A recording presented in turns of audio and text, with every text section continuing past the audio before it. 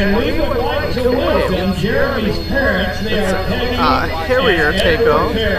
Coming to our show today from all the way from Illinois to see and to visit with their son, Gunnery Sergeant Jeremy Smith, who, by the way, is destined to go to Fort Worth and be a part of the Marine Corps F-35 program. That's the B model the Marines are running at. Okay, rounding out the ground crew, your home state representative, Sergeant Daniel Kay from Columbiana, Ohio. Columbiana. Sergeant. Okay. Julia. He says that like I know it's where that is. What? He says that like I know where it is. Oh, it's Sergeant Tom Jones from Georgia.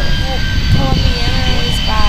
Lindo, Georgia. Sounds like a mix between Indiana and Columbia. I've been there. Two places I have.